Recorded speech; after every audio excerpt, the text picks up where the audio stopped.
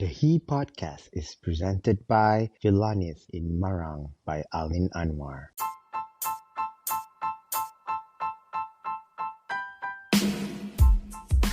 Who is he? He is me. Hi, I'm Rafi Redzwan. This is he.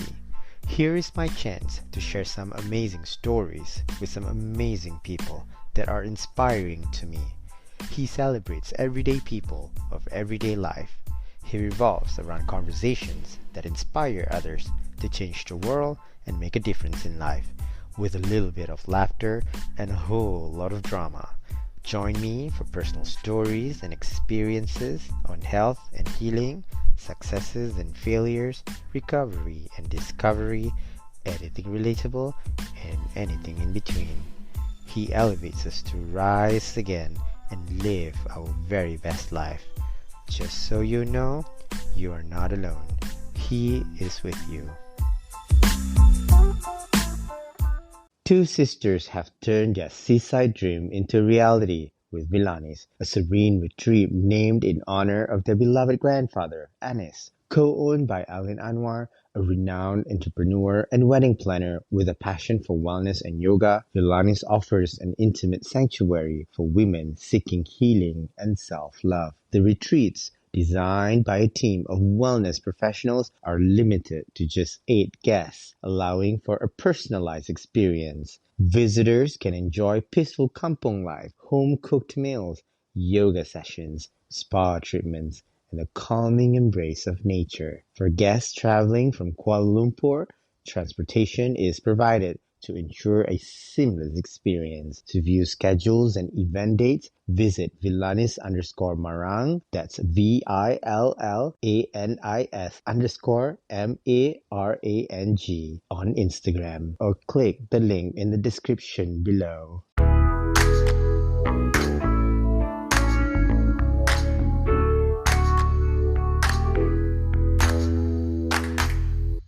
Hi, Ainie Haziqah. Hello, hi. How are you? I'm good, Alhamdulillah. Thank you so much for saying yes to me. No worries. I'm so grateful to be part of this. Yes, as I think this conversation today, for me, it's also personal. Taking a leap of faith is something that I practice in my daily life, as simple as waking up in the morning to do something big. When I pitch you this topic, I was hoping that you select this one. I can, Okay. I mean, like, and we somehow connect. yes.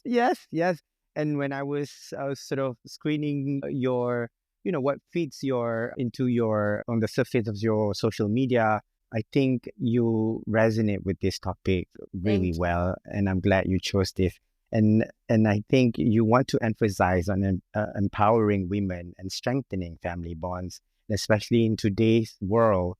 It's very challenging to really do both Yeah, because correct. we are in a rat race to do everything to be successful, but also we have family responsibilities. We have responsibilities to ourselves, even, Correct. for self-love and self-care and whatnot. In this inspiring episode, I want to explore the powerful concept of taking a leap of faith, both in your personal and professional life, and how it can transform women and families alike, sharing your journey of overcoming fear, trusting your instinct, and stepping into the unknown with courage. Through stories of your resilience and determination, I want you to hopefully shed a light on how taking bold risks not only to empower women but also strengthen family bonds, and how women can embrace change, support each other, and create a legacy of empowerment within their families, encouraging the next generation to take their own leaps of faith.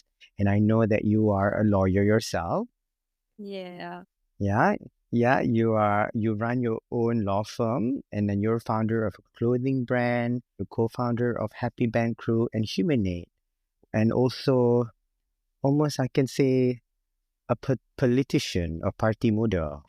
Yes, Yeah, correct. that's a lot on your plate.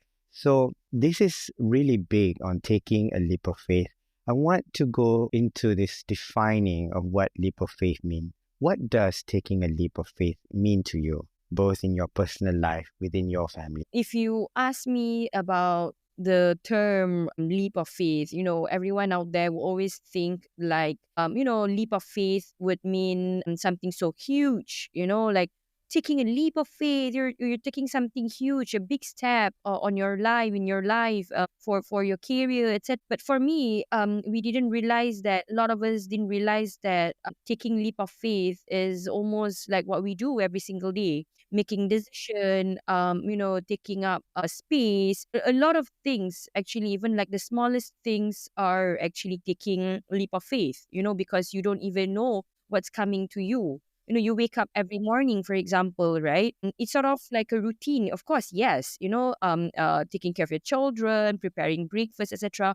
But somehow you need to also realize that although it's a routine that you do every day, waking up every day is also taking a leap of faith, because you do not know what's going to happen on that particular day, right? Yes. In your career, be it in your family, your personal life, you don't even know like whether it's going to bring advantages, good things to you or not. So let's treat leap of faith as something that is not just as big as we thought it should be, right? Yes.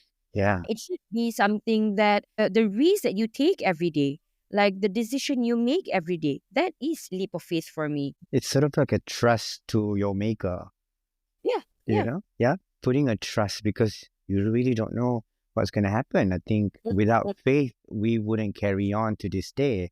And I must tell you, I want to share a little bit of story when I started this podcast. I mean, I started from zero without influence, without numbers of followers. I never imagined that it would go to this day, to my fourth season, and sitting down here today with you from, mm. recommended by a friend. Like, I totally have no idea who Ainie Haziqah was until I get to know you. And that leap of faith that I brought into my life today, I think there must be a reason why I'm sitting here and have a conversation with you today. And faith is what has brought me to you today. Yeah, yeah.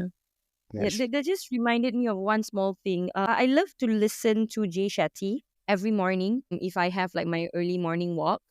His podcast would be so relatable on your everyday life, especially for even for like normal people, business owners, because he's been like talking to a lot of people. And I think that is like among the things that you will always appreciate, the small things or decision you take every single day for yourself, for the people around you. So yeah, I love to embrace those kind of like ideas. Yeah, yeah. Well said. Now, going into personal growth through risk, you mentioned about risk.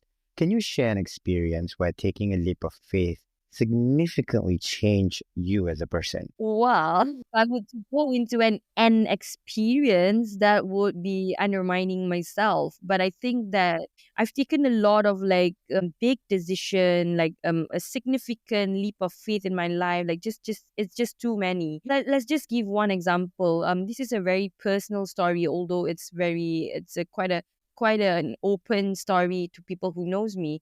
When I wanted to, when I agreed into joining Muda, that was actually like a leap of faith that I took, a very significant one, because I consulted with like not just my husband, a few close friends, my family members before I took such thing or Yes. such decision. And Yeah. I think how do I relate into that changing me as a person is really because on I reflected on how and why I take such action or like take such decision. And to many people, when taking such decision or embracing into such a leap of faith in their life, seldom that we actually want to really reflect on like the reason why you want to make such decision, because you thought that okay, in your everyday life you just like take such decision or make such decision without even reflecting whether it's a good one or not.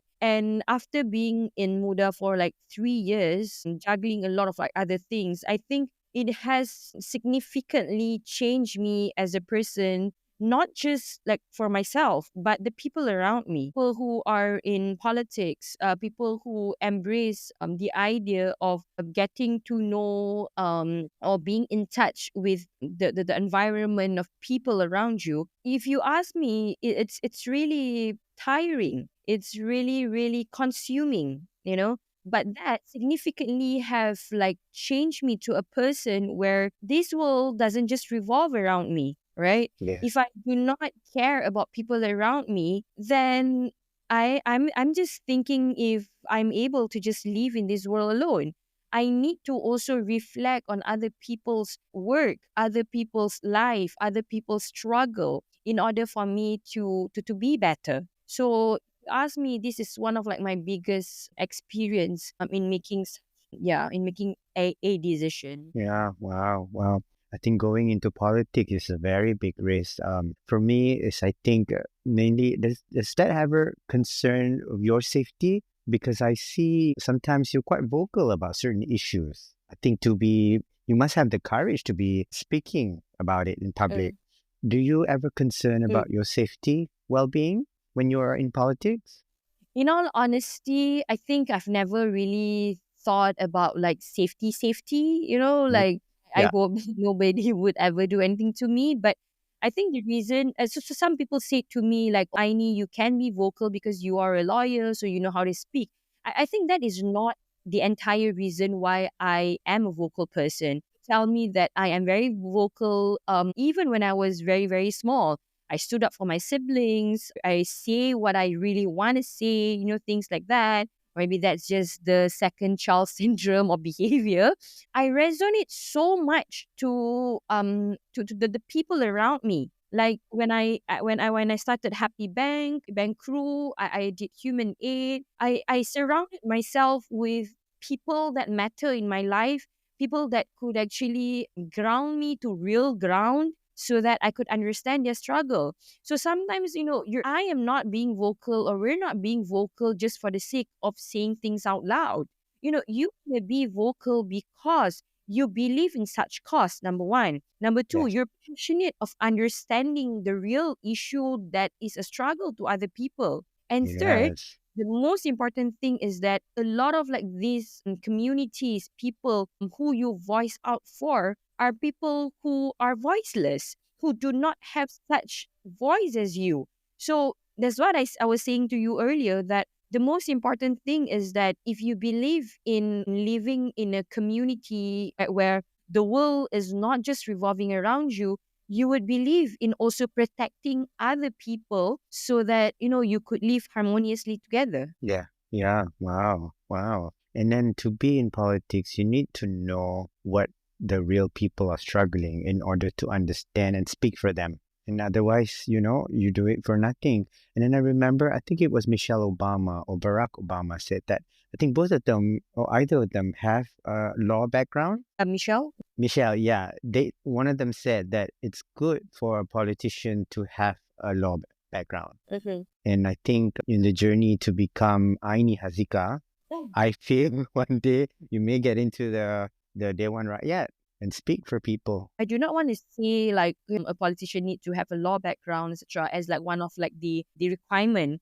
But I Yes. think the most important thing is to also understand that when you are like the voice of the people, you need to really be in touch, not out of touch of people that you promise Yeah. to care for. Yes. Yeah. And that's Yeah. the most important thing. And that's the reason why people vote for you. I think this goes same when you are a leader in an organization. If you're a boss in your company, you're the lead in your company, you are a man who leads in your family. It goes the same. If you know that in your organization you are the leader, you need to have passion in making sure that your organization strives. And how do Yes. you make sure that your organization strives in your business? Is to ensure that you understand the struggle of your employees. I Mm, think that basically sort of make that sense, so yes. that I'm able to like really encourage or actually practice Yeah.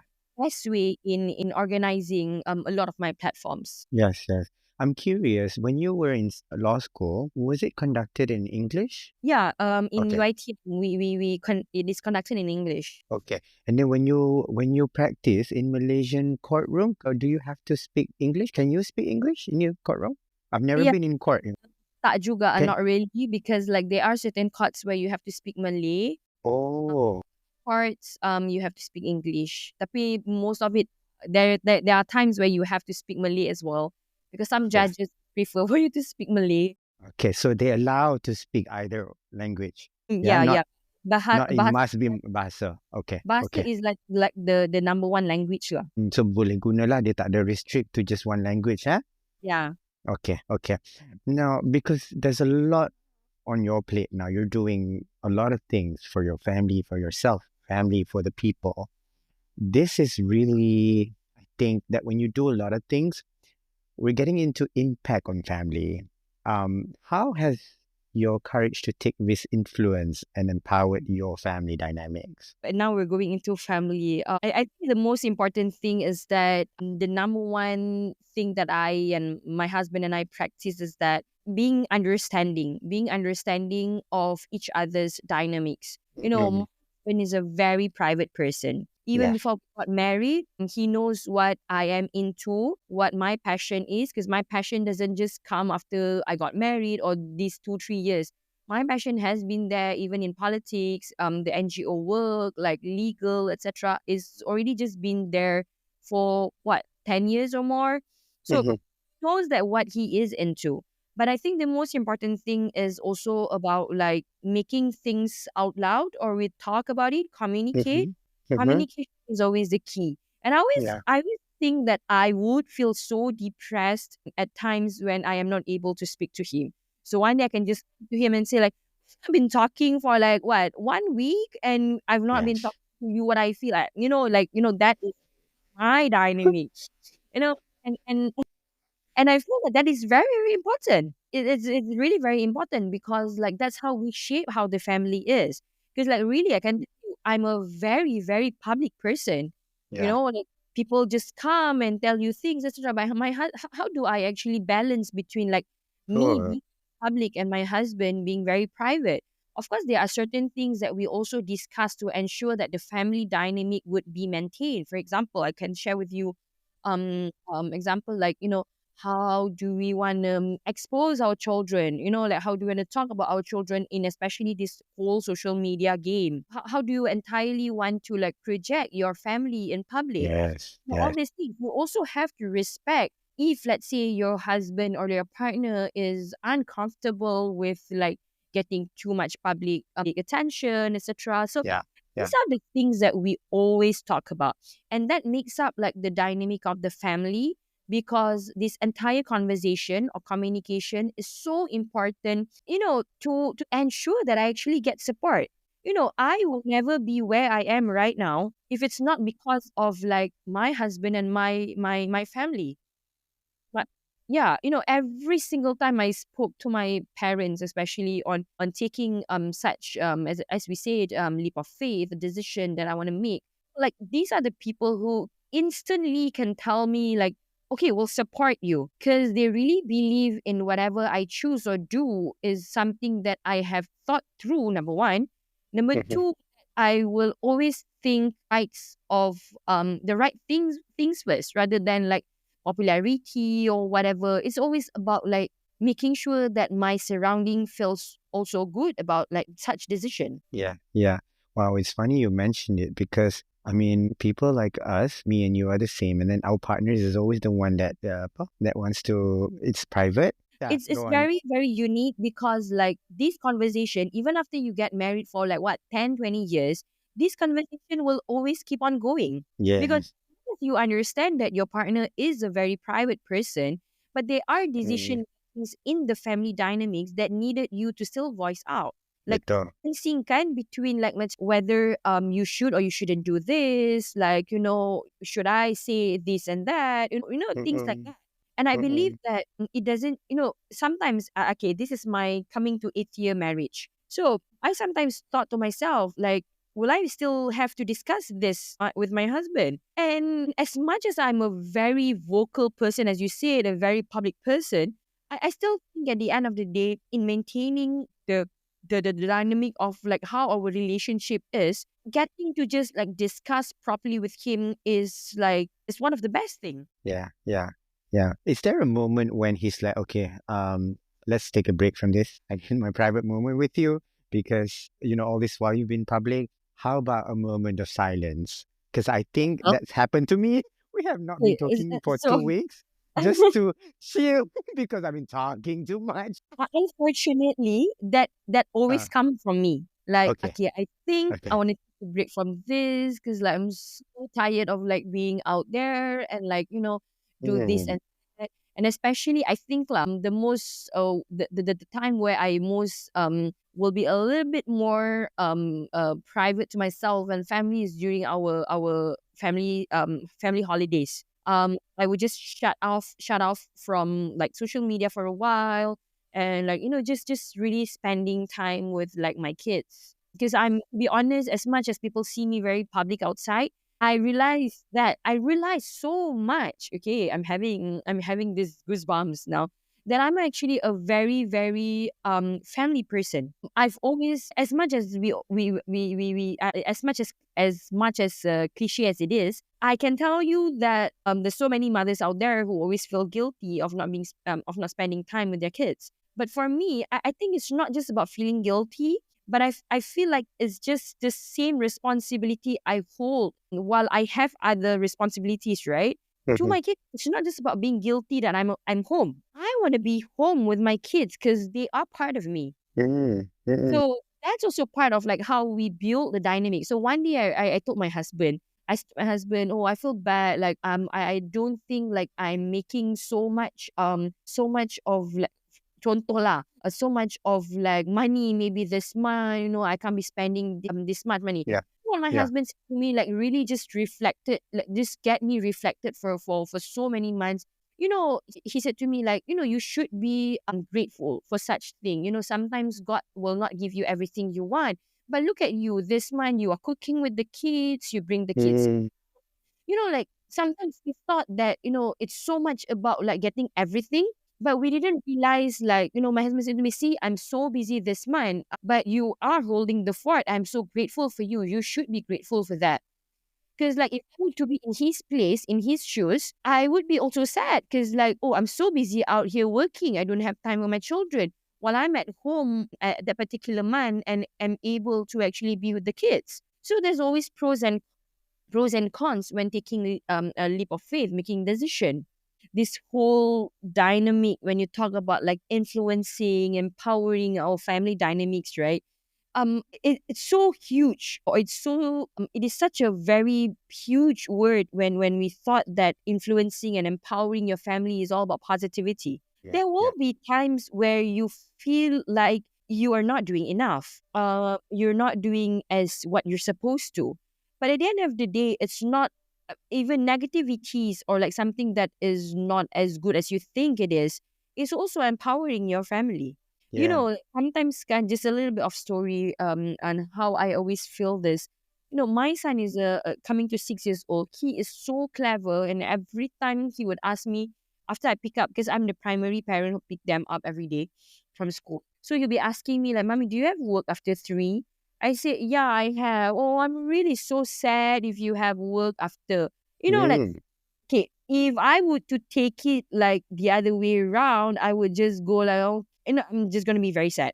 But this whole empowering system that we want to build for our kids is that I needed to explain to him like why I do such things, why your daddy can't come to school, like why am I sending you to school to that extent. And I think after some time, my kids just slowly understand how the dynamics of this family work, right? Because as much as we aspire to always 100% be with them, you also have like other things to do for their future as well. So it's how you explain to them. this is really well said, beautifully said. You know why? Because speaking of guilt, kan, macam I feel in your journey, how do you juggle those times? Like, how do you keep everything together? Because where do you find time to get everything done. I mean, from being a lawyer to a politician to your businesses, do you feel like you can do it all? Let's be very frank. There will be a lot of time you just have too much on your plate. You just feel like this is not what you want to do. You feel like Yeah, giving up. A yeah, friend of yeah, mine texted me yesterday, babe, I feel like giving up. I yes, feel like, okay, you know what? I told her, yes. I said, Huh. let's be true to each other, that I felt that every single day, right? I mean, let's not have toxic positivity here. No, yeah, It's just the truth, right? yes, yes, we as we as employers, we as business owners, we lead so many things. Of course, at the end of the day, so many things just frustrate you, etc. But for me, what actually strengthened me, strengthened myself every single day, is the fact that I chose this path. yes. I chose everything that I want to do, and I am actually enjoying it. Enjoying it means tak semestinya if like you are enjoying it, you cannot feel frustrated. You cannot feel like giving up. You can't feel like you're done with it. No. Okay. No, yeah, no, To be honest, it's normal to feel that way. So every day when I wake up, of course you don't wake up at the right side of the bed every single day, right? Okay. yes. So there will be times where you just wake up and feel so groggy and like, I'm done with this. I don't want to do this. But at the end of the day, routine makes it very, very, makes it perfectly good for me to wake up every day because I have routines every day, number one. Number two, I feel like I have committed to something. That's also very important. I've committed to something, and I feel like when I've committed to something, I really want to do best I can. You know, I don't want to stop halfway, etc. And third, I think is the time management, because we schedule everything so properly. I do not want any clashes there, and I really hope like if there is 10, I could actually fulfill everything 10, 10 over 10. If you schedule meetings, etc., try as much, not to cancel last minute, because I always will have to think about that. I already scheduled my podcast with you today, but suddenly I feel like, oh, I don't have the mood. Should I cancel with you? But my mindset is always about, no, I cannot do that because he has been preparing for this. He has kept scheduled his time. He has do this and that. So when you have that kind of mindset, you would literally just like, okay, let's do this. Just finish it off. How long can it Mm-mm. take? A Yeah, day? yeah, No, like 1 hour and that's it. betul. So you have to bear your mindset, your own mindset. Yeah, yeah, Yeah. I totally agree. Yeah. Wow. Thank you for saying that, because at my lowest point today, when I heard you say that you appreciate the work that I provided for you in this sense, for example, this makes so much sense why we shouldn't give up, because there are people like you who understand us, you know? Oh, Yeah. sorry, Refi. I don't think I can do today. I got something. Padahal tak ada apa-apa lah contohnya kan. Yelah, yelah. But how, I mean, if I change my mindset into like, hey, he has put a lot of effort in this. I'm just spending 1 hour or 2 hours for this and I'm done. Yeah, Because yeah, I yeah. schedule. So I always make sure that things are based on my schedule. I have a very tight schedule, obviously. Yes. Even my husband and I, we schedule things like if there is this, okay, put in the Google Calendar, put in the Google Calendar. So Google Calendar is my best friend. Yeah, yeah, yeah, yeah, yeah. It's otherwise it's everywhere. Easily. Otherwise it will be everywhere. I mean, people with You will book ADHD, yourself. exactly, double book. Lepas tu you bila you get frustrated because you double you get moody. You tak ada Mm, mood nak buat ni, nak buat tu, and then everything just falls apart. yeah. Wow, that's a really good mindset, Ainie Haziqah. I think this is very important for people to have, because, like you said, it's normal, it's natural to just feel that you want to give up, because there are days you just negative about something because something happened or something you saw online and stuff like that. And then without this sort of, energy, I think we will go nowhere. Yeah. This True. energy I think this energy is really important. And I think overcoming fear, although you may have the fear of talking about something or doing something, what was the biggest fear you had to face when stepping into the unknown? How did you overcome it? Okay. I used to feel very scared to make decision because I think so much about what people will think about me. Mm. That's especially Yeah, when you are yeah, when you're a leader, right? Yeah. You always either want to please the people around you. You always feel like there's a need for you to sort of like understand each and every of them, etc. So one day, my ex partner, my business partner last time told me this one sentence, one statement. He said to me that, Ainie, what's the worst that could happen if XXX happen? And it got me thinking for so many years, and it just got stuck in me that, okay, contoh lah, okay, for example, you are pitching for a business, all right? You're pitching to a client, all right? Yes. Of course, you will have all these thoughts of what if I get rejected? What if I don't do well? I can't Kena be ghost. Kena and ghost. in the ghost. Oh my I god! hate ghosting. What if I got ghosted? Like, what if like they just reject me? I'm sorry, but I changed my also my mind. My own legal firm. I changed my mindset to the fact that number one, it is really really okay to get rejected. So when I say to myself that it's really okay to get rejected, when the moment I get rejected, I'm okay. This is normal. So I do not feel like really okay. Of course, lah. Give your time. If you get rejected, I've gotten rejected by companies, by my clients for so many times, right? So at first, of course, lah, you will be sad, okay, and it's okay. It's Yeah. okay. Got rejected, etc. But Yeah. I think the fact that I already remind myself even before the speech that I might get rejected. So it helps me to understand that rejection is part of response. You need a response. And that response is either yes or no. And if it's a no, it is still a response that you needed. What is the consequence to a no or a rejection? Is that it will actually stimulate you to do what's next, right? Yes, to move on. To Basically. move on. Yes. Daripada other Yes. than like rather than you're not making peace with yourself about those rejections, you would feel like, okay, you don't even know what to do. So Mm. right now, can every time I get rejection, I would okay, I'm moving on. I'm going Yes. like I needed that. I needed that. I really do not want to dwell into it for so long. So Exactly. okay, that's great. Thanks for rejecting me. I'm going to the next client. Sure. Because I know no reply is an answer, but learn to reply and say Exactly. no. Because we can move on faster. Otherwise, fikir Exactly. terbawa-bawa kenapa dia ghost, kenapa dia buat macam ni, kenapa, apa salah kita, apa kita cakap buat dia trigger ke apa kan. But I think it's unhealthy lah, ghosting ni. I don't Yeah, like yeah, I ghosting. totally agree. I totally agree. This week I got two ghosts. Yeah, I saw in the story. But I you saw you tell you wrote. what, there was this one time, right? I was pitching to this one big conglomerate. All right. We are a small firm, I tell you. It was small firm, like really, really small firm. So when I got into like the meeting room, right, I knew that I would get nervous, like like that.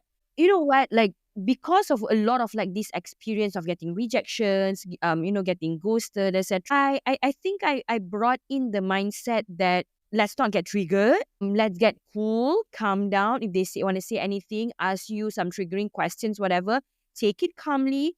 So I've already prepared myself. Sometimes, right, all these things, getting rejections or people saying yes or no to you, you're not being able to deliver the work or whatever, actually teaches you a lot of things as well on Yeah. how to prepare for the next one. Yes. So yeah, I think we need to learn. Only with experience and mistakes you can be Yeah, better. Yeah. yeah. And that journey has made you the person you are today. I think that's a Correct. wonderful experience. I think you spoke for me in this sense. And you are about supporting women. And I believe in that too. As a stay at home dad while running my own businesses at home, I think supporting women is the key of harmony today, because a lot of women are equal to men. They Mm-hmm. can also work, they have the same education values and whatnot, but there's so much still to be worked on, especially here in Malaysia. Being the biggest supporter for women, how do you think women can support each other when it comes to taking bold risks in their personal and professional lives? Because being quite feminine myself, I can take a lot of things quite personally. So when you said like, there's a lot of mindset going on, you need to shift my mindset and stuff like that in order to not take things personally and, move on from there. But how do you think women can support each other without this sort of notion against them that they're always emotional, they're always this and that? I think the most important thing that I always thought of is the fact that women should not pit each other. There's no you see, like, this kind of question always gets me. The fact that people will be asking me, how do you spot other women, etc. I think the platform is so huge that you don't need to just stand there alone. All right. The opportunities are so wide open for everyone. So you do not, I always think that I should not be standing there alone. I would want to grab each other's hand and come up together and do it together, right? And in fact, my firm, I'm not sure why, but we have never declared that we are all women legal firm. But I just had like all women in there, you know. But the fact that my aspiration is always to empower them, make them understand that as much as this is my firm, this is my company, I feel like it's also important that you be part of building this. So if women can actually understand these facts, it's also important for them to know the fact that we need each other. Yeah. We Yeah. need to give opportunities to each other. We need to trust each other. Yeah, that's the most important thing in order for women to actually grow together, trust each other. Yeah. Yeah. Yeah. That's so true. 90% of my listeners are women. And then nearly 80% of my guests are women too. Okay. Yeah, it's okay. Tak apa. I need it's casual. Yeah, it's casual. Don't feel stressed Yeah, about. yeah, Let no, no. them. Yeah, let them in if they have to. Um, and then settle them when you can. I mean, I don't. I'm not gonna. Yeah, no. Thank you so. Yes, I am supporting women too. Ini tak masalah kalau buat kerja dekat rumah. Yeah, betul. You'll Sama lah. be getting the knocks Yes, every single yes, minute. yes, Oh my yeah. goodness. Ever since I become a stay-home dad, I know how women feels now. Yeah, In so yeah. many sense. My wife is working a full-time Mm, working mom. I can understand how it's daunting for them, and then how daunting for stay-at-home mom either. To be to be doing everything. yeah. um, I have more empathy for them now Yeah. that I am them. Like I said, a lot of my friends are women, a lot of my listeners are women, a lot of my guests are women. I mean, Yeah, amazing. women are so important in the structure of a family. How do we, how do we impose this family empowerment to people? How can families foster an environment that encourages women to take risks and trust their instinct? I think Oh, I've shared earlier how important it is to make your partner an equal ally to you, because like they need to also not just understand but support you in whatever that you want to do. That's when you make them understand like what you want to do, they will be supporting if it's still very risky or if it's still against what they think you should. Because like I think the most important thing is that in a family environment, women needed like a lot of encouragement, right? Just like men, I think it's the yeah, same. yeah. But I think the most important thing is that partners have to be an equal ally. Like if you do this, I'm gonna gonna support you. Like I'm just gonna be there and clap my hands down here and just be here to support you. So equal ally means like trusting each other, trusting the fact that you do this not just for yourself but also making sure that your partner be there with you. So I think that fosters a lot of like good relationship as well. And when your children sees the parents doing so well in communication, in understanding how they communicate. So that is actually like a good reason why the kids will grow up understanding that this is the cycle that I want to continue. You see? Mm, mm, Because mm, this is mm. what they will see. Yeah, Yeah. yeah, yeah, totally. Do you personally trust your instincts a lot That's in very, in very. this yeah in this journey of a businesswoman, entrepreneur, a lawyer? Instinct is something that a lot of people say. instinct is not dia tak boleh nak prove by science.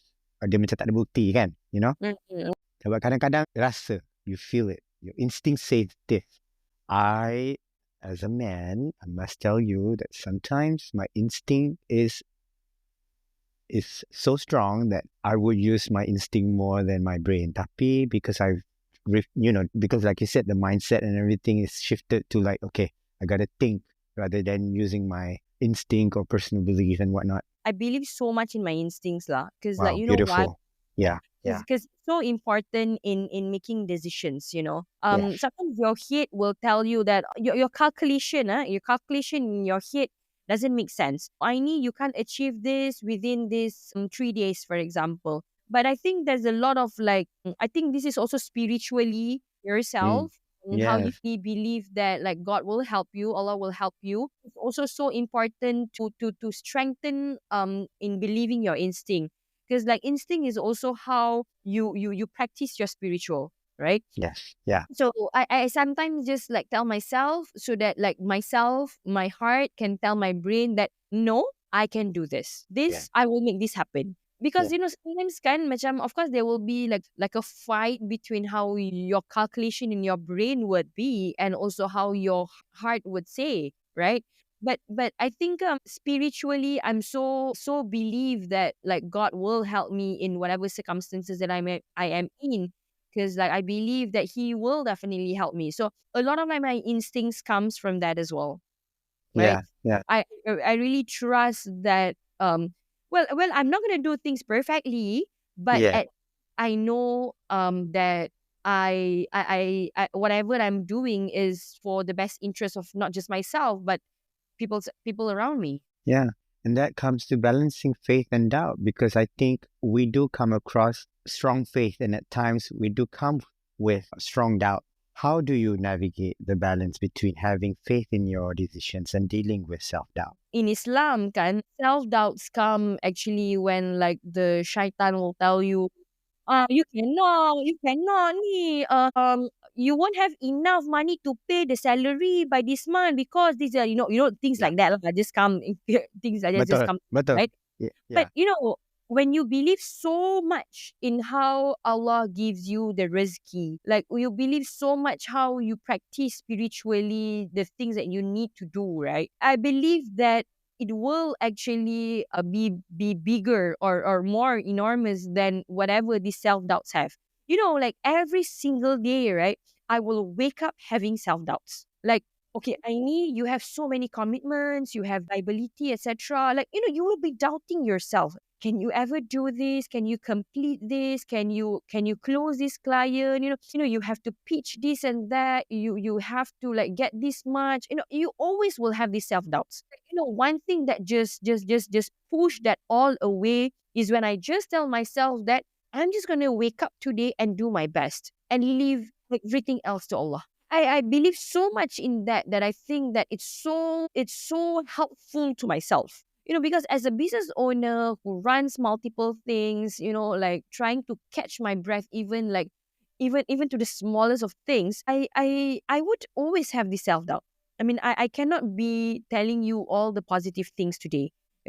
I might be telling a lot of like the disadvantages of being leaders in whatever platforms organizations that I am in. But the fact that it's so normal for human beings to have such feelings, right? And it's okay to have such feelings. But how do you overcome it? How do you deal with yourself? How do you tell yourself that self-doubts is one part of growth, right? If you do not have that self-doubt, how do you want to grow out from your problem? Because obviously self-doubt is about like it's about thinking of like the problems that you have, right? Tak Yeah. ada pun ada self-doubt tiba-tiba positive. So Betul. so Tak it's very ada. important, like, it's also good to have such feelings. And then lepas tu, you always think that, oh, okay, I'm going to do this. Because, like, if not, I will be strangled within my self-doubts and things just not done. So, as I said, look, it's normal that I feel this way. And every single day, there will never be a day where I don't wake up and feel like, oh, boleh ke buat benda ni? Like, can I do this? Can I do that? But I feel like it's good to also have that feeling. It keeps you awake. Yeah. And it keeps you going. It keeps you Yeah. You're totally right. It's all about the balance in here. I think taking a leap of faith isn't just about taking big risks or making big decisions in your life. It's as simple as waking up in the morning. Like, how Yeah. do with all these self doubts you have in the morning, for example, when you have those days, taking that leap of faith to just get up and then probably brush your teeth, shower, get down, do your breakfast, get your kids ready, and then go to work, and then go pitch all these clients that may reject you, may ghost you, and stuff like that. And then eventually, it's a good thing. It's a good day. It's a good day. Yeah. And as long as you get to move on from whatever that you go through that day. And what are your words of wisdoms or mantras have guided you when you face these tough decisions requiring a leap of faith? It's a very simple mantra that I practice every single day. I can do this. That's it. That's it. That's it. I just needed to tell that to myself every single day when I wake up with self doubts, every single day when I wake up being lazy, every single day when I wake up that, oh, there's 1001 problems within me in the organization or whatever. When I wake up every day feeling like, oh, my kids are just like going to be cranky today, this and that, that is actually such a big problem when your kids wake up at the end of the bed. But all I can tell myself is that I can do this. Relating to whatever I said earlier, right? The worst thing that can happen, I want to come back today. I want to finish my day today and feeling like as if I've accomplished everything. Yeah, I mean, it's yeah. not that perfect. That when you don't have to be perfect when you accomplish things, right? You don't have to be completely perfect for that, but you just want to finish like 10 p.m. today and feel like, oh, I'm done with my day. So when you wake up every day, you just want to feel like I can do this. I'm just gonna do whatever I need to do on that particular day. I've started to also believe another thing, which is like take things take one thing at a time. I do not want to rush anymore into accomplishing things so perfectly, to complete everything so perfectly. No, I just want to do this, and because like if you do something, it's a progress. If you take one step ahead, it's a progress. If you take one step on the ladder, it's also a progress. Feel like my vibe is back. And then, like you said, I think, and like your girlfriend was saying that she wants to quit. I feel the same way too. I mean, it's my fourth season. I feel like I don't want to do this anymore. I mean, I cannot imagine how you have all these different things on your plate while I'm just doing this one thing. Just want to feel like I, want to quit. But thank you for giving me hopes to carry on and feel like taking a leap of faith. It is a big thing to just live.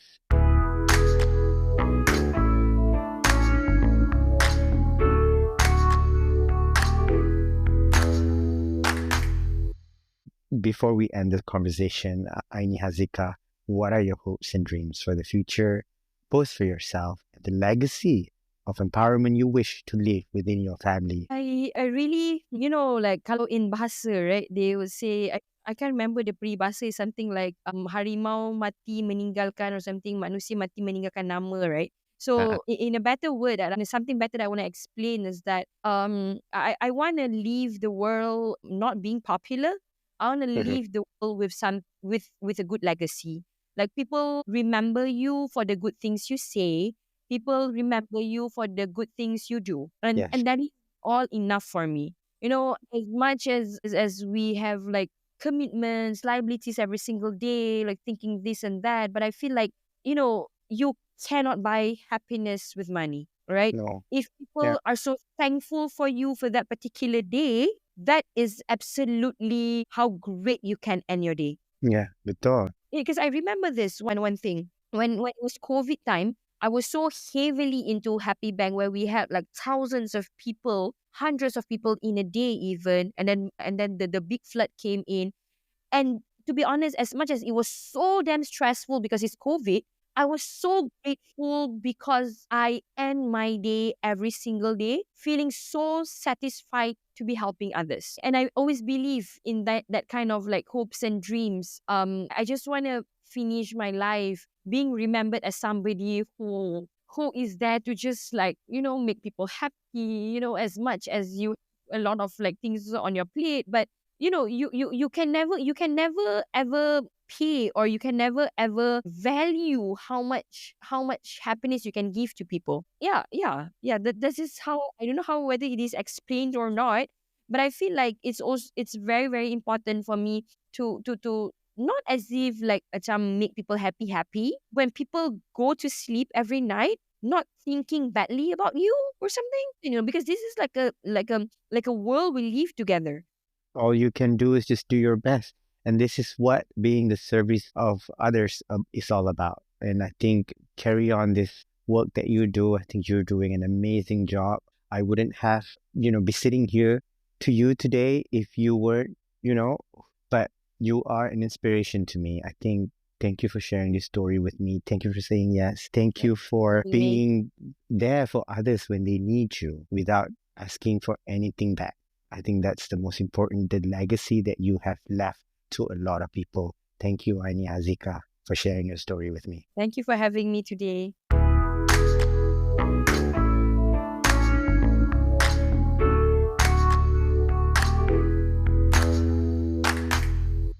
Support the He podcast via a one-time donation, a monthly subscription from as low as $1, a lifetime membership, and purchase He's exclusive collection of merchandise. And for all other business inquiries at buymeacoffee.com/Rafi.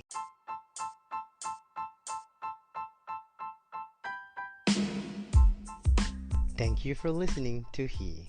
A new episode is available every Thursday, and don't forget to subscribe, rate, and review. We'd love to hear from you. Follow me on social media at Rafi Ridzwan and at He Podcast for all the updates and behind the scenes. Once again, thank you for listening to He with Rafi Ridzwan.